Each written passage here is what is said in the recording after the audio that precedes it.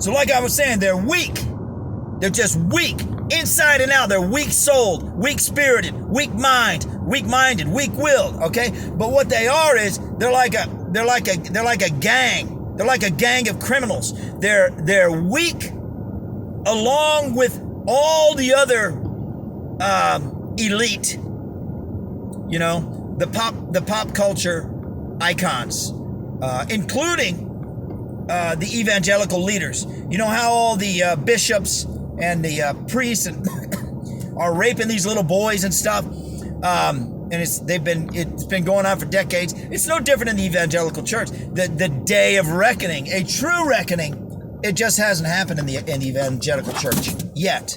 Now I don't know that to be a fact, but that is the word. That's what they say. So you go down the line. You start with Max Lucado. You start with that guy, 40 Days of Purpose guy, Rick Warren, Billy Graham, Franklin Graham, tick, tick, tick, tick, tick. You go right down the line. There's issues all the way down the line. The Jerry Falwell Jr. just stepped down as the CEO, president, whatever, of Liberty University. Liberty University, 100,000 students.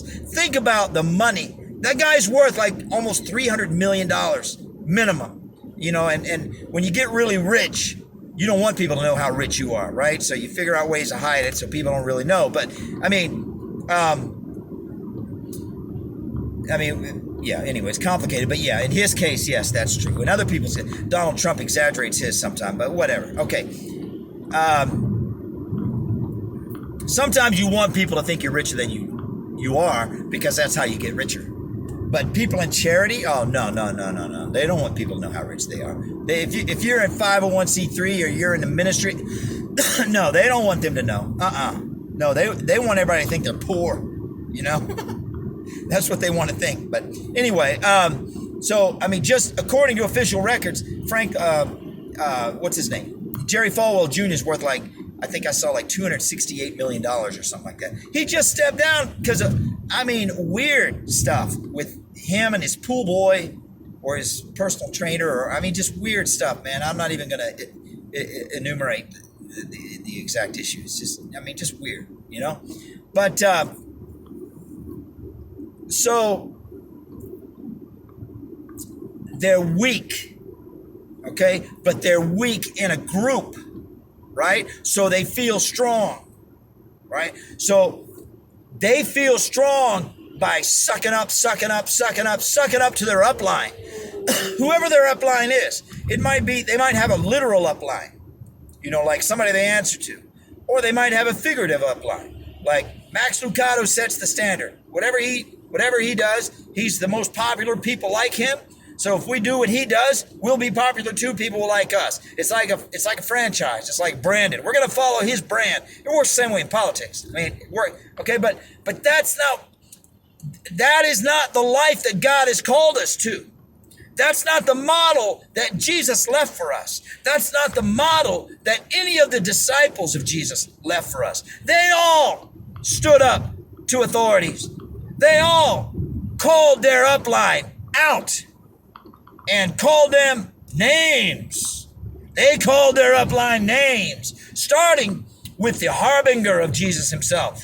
And a harbinger, Elihu, another one of my rant subjects, Elihu in the book of Job. Elihu was the harbinger for God in the book of Job. Okay? Nobody talks about Elihu. Don't ask me why. I haven't figured that one out yet. Nobody talks about Elihu. You ever hear about Job? It's Job and his three friends, Nobody says anything about Elihu. All right? Elihu is the only person in the book of Job to not be corrected by God. Elihu spoke longer than anybody else in the book of Job without being interrupted. Elihu spoke, and then God spoke. God spoke right after Elihu. God never corrected Elihu. All right? Elihu, God corrected everybody else, including Job, but he didn't correct Elihu. Elihu corrected everybody else, including Job. Okay? But God didn't correct Elihu. And they never talk about Elihu. Elihu's like a 50-foot statue in the middle of town that you're not allowed to talk about. That's why I talk about him. Because as soon as somebody tells me I'm not allowed to talk about something, I'm not allowed to ask this question, I'm not allowed to ask that question, I'm not allowed to say this, I'm not allowed to say that, well, that's when I start saying that and saying this. That's when I start thinking about that and start thinking about this. That's when I start asking those questions. It's like, well, that's just like the same as telling me to do it. You tell me not to do it, that's like the same as telling me to do it. You know? I don't know what's wrong with you. I don't know how you don't know that one already. But anyway, see, they just spend their entire lives sucking up and pandering to their upline. And their upline, like I said, it could be a literal upline, like somebody they answer to, or it could be a figurative upline, like somebody who's really successful and they model themselves after them. Or it could be a cultural icon. Okay, because that's how you become popular, is you find somebody popular and you just go grab onto their coattail, right? That's why everybody's always quoting MLK, MLK, MLK, MLK. All these racist, all these white racists like Dr. Money, who runs around black people, white people, black people. I mean, you cannot be as obsessed with the color of people's skin as Dr. Money is and not be a racist. It's the definition of a racist, to be obsessed with the color of people's skin. Okay? And you can't go around saying this color people is evil and not be a racist. That's the definition of a racist. It doesn't matter if you're white and you're saying white people are evil. It's still racist. You know? There's black people that hate black people. And you know what? They do exist. I know some of them. Okay? And you know what? They're racist. They shouldn't hate people because they're black. You shouldn't hate people because they're white. You shouldn't hate people because they're Chinese. And, you know, it's just... And nobody... I mean... Some people do, granted, but not very many people. It's just these manipulators. They go around, they take the 1/10 of 1% of people that dislike other people based on the color of their skin, and they try to generalize it and make it seem like everybody's like that. And they take those 1/10 of 1 and start beating everybody over the head with those 1/10 of 1%. It's like, what in the world, man? It's like you are so...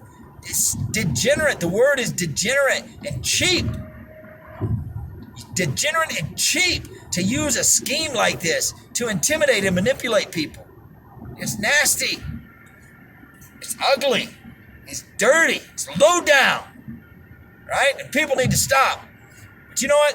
It doesn't really matter if they stop. What really matters is if the public wakes up and stops letting themselves be manipulated by this ploy, this trick, this cheap little trick. It's like the cheapest trick in the world.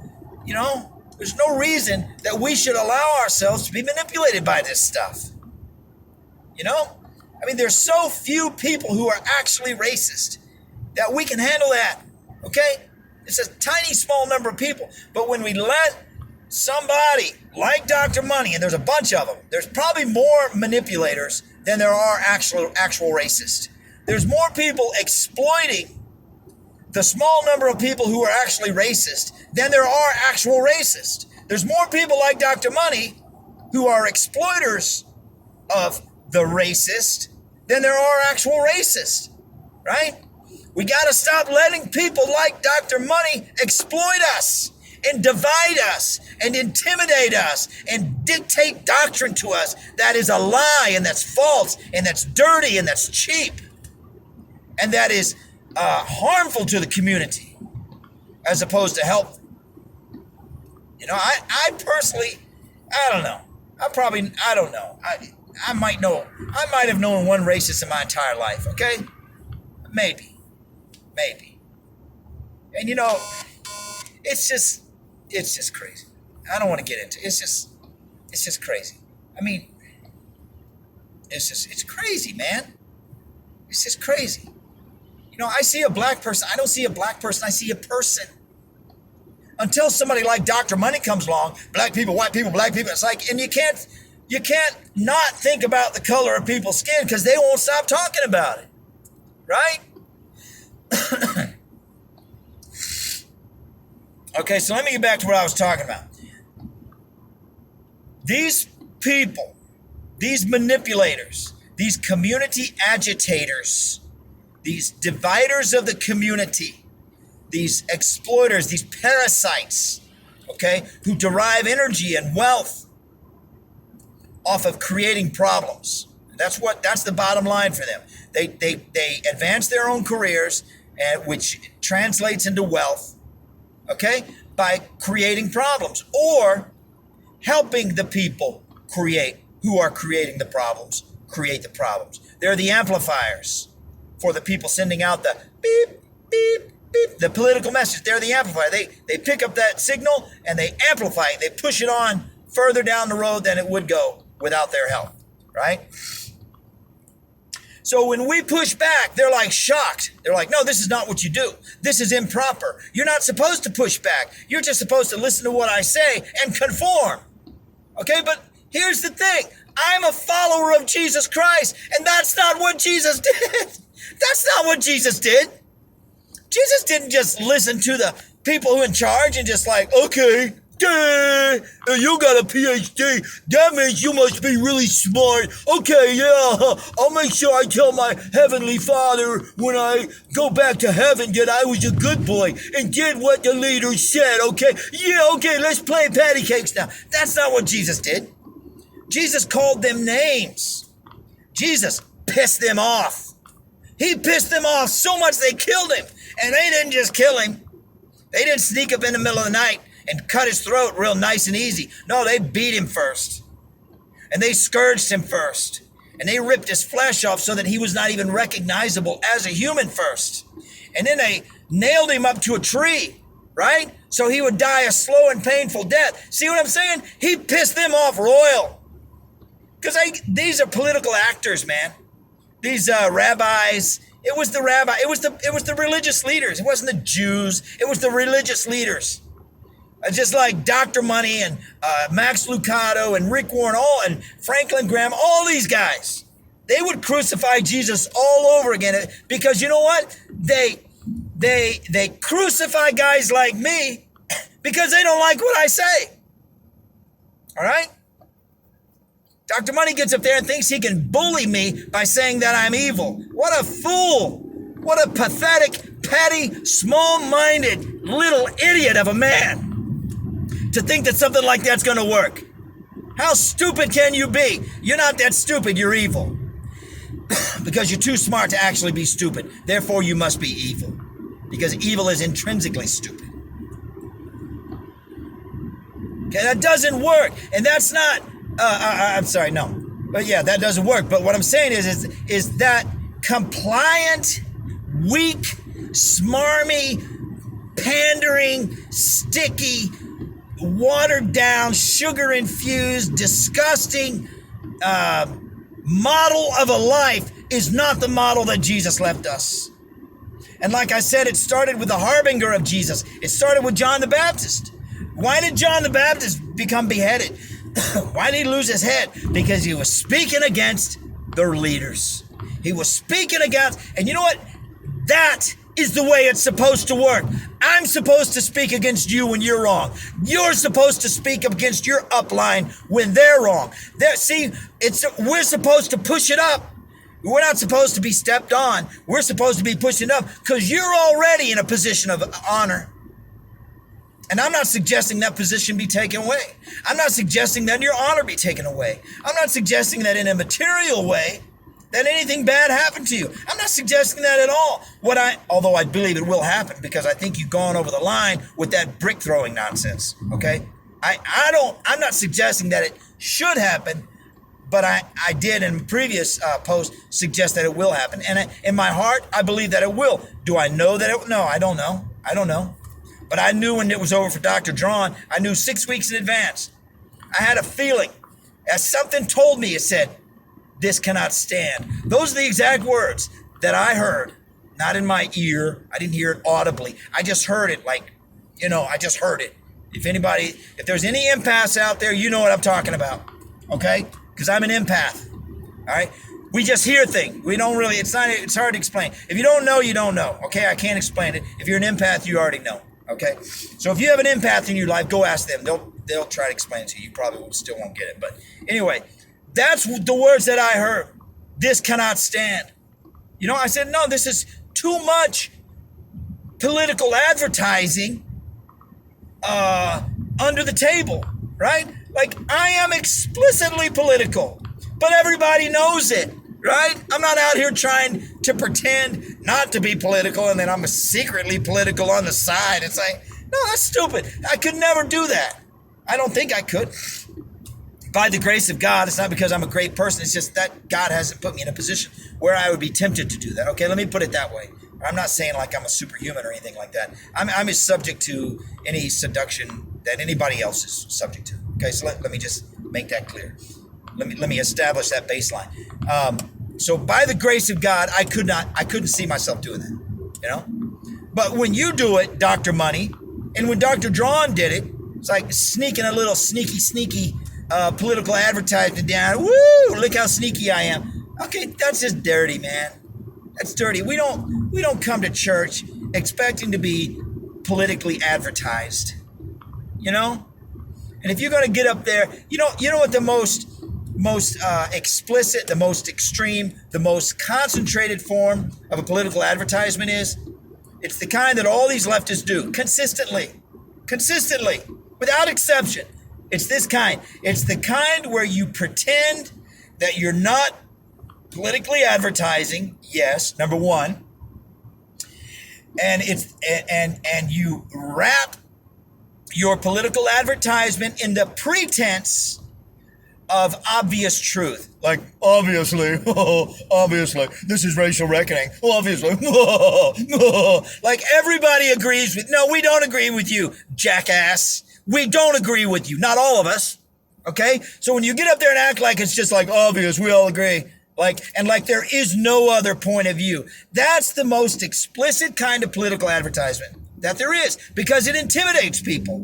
When you're acting like it's obvious and that no other point of view exists, that intimidates people to think, wow, I guess if I have a different opinion, then there's something wrong with me. I guess if I have a different opinion, then I need to be quiet about it because apparently it's not very well respected. I guess if I have a different opinion, well, I just better get rid of my different opinion and adopt that opinion, right? It's a manipulative, bullying, intimidating, passive-aggressive, like alcohol is 100 proof, 120 proof, 200. It's like 200 proof political advertisement. It's like 200 proof bullying. It's like 200 proof passive aggressive, right? And you need to stop. Wherever you end up after you leave St. Petersburg in 90 days, you need to stop because it's down, low, and it's dirty. And if somebody is literally paying you, then you need to stop taking that money. Okay? I don't think they are. Like I said, I don't think that's the case, but I leave my mind open to any possibility. Because like Aristotle said, the mark of an educated mind is the ability to entertain an idea without accepting it.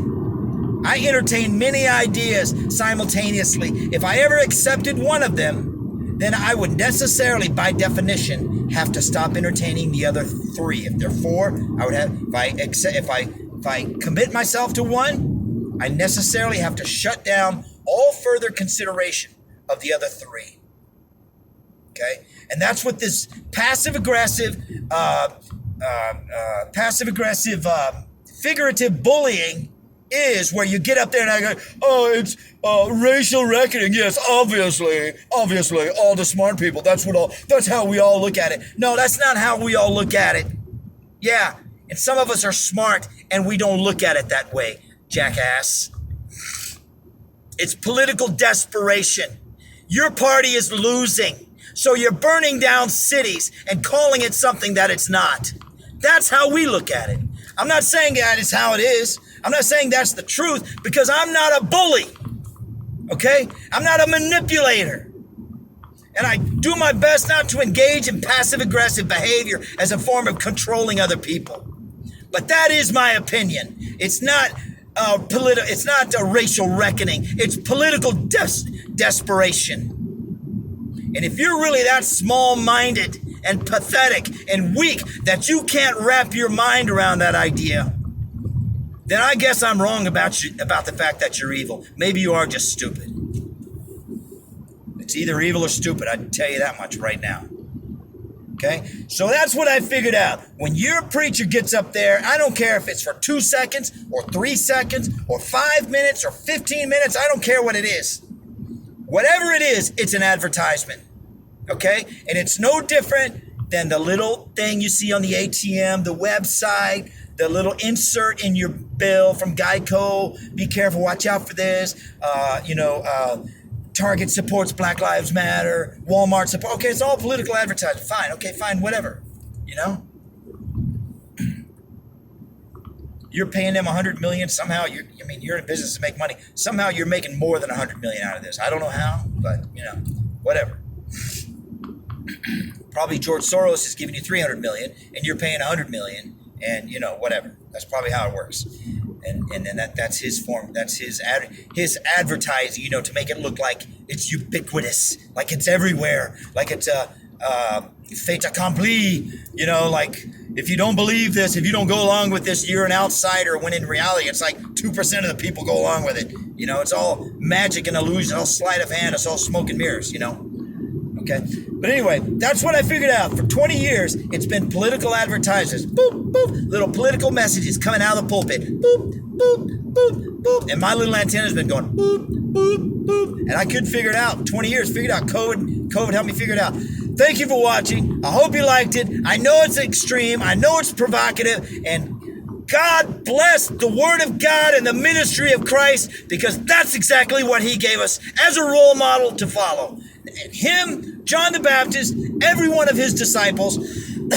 Interesting aside, they do say that John the Apostle, John the Seer, was exiled to a rocky island in the Malta Sea or some sea over there.